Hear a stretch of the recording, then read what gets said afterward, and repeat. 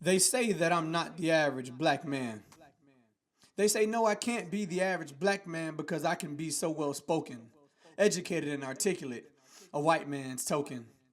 Apparently, there is a large group of Americans that have this idea of what the typical black man can or cannot be.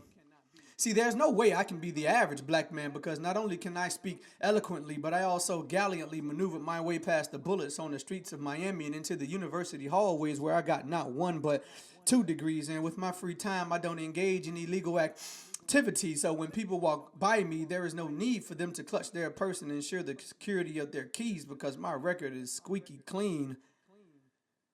I've been an educator for over 10 years now, and white colleagues have said to me, how come you're not like the rest of them?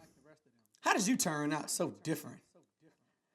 I'd bite my tongue and shrug it off, but it's time I address this not so average stuff, because see, the average black man that I know advised President Lincoln, was an ambassador to the Dominican Republic, and appeared on a presidential ballot after being nominated for vice president in 1872, Frederick Douglass. The average black man that I know allowed himself to be bitten by dogs, sprayed with water hoses, and thrown in jail, all in an effort to change laws. Dr. Martin Luther King, I said the average black man that I know, believed that he could be anything he wanted to become, so he went to an Ivy League school, married a gorgeous lawyer, and became the 44th president of these United States. Barack Hussein Obama, oh, I say and I say it again, you've been had, you've been took, you've been hoodwinked, bamboozled, led astray, run amok by what some would have you think the average black man looks and sounds like. You know the one I'm talking about.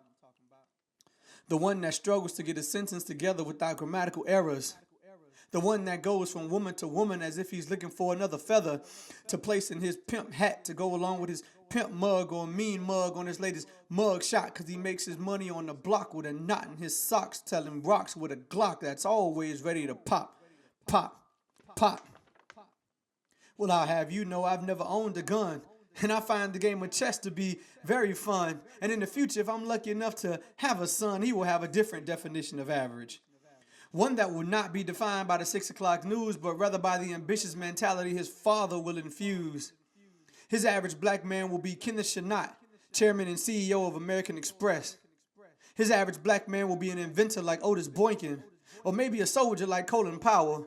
They will be men like Shaquille O'Neal, Tony Lassane, Dr. Samuel Lamar Wright, F. Gary, King Kong, ain't got shit on me. Oscar winner, husband of over 30 years, and father of 4, Mr. Denzel Washington. Average.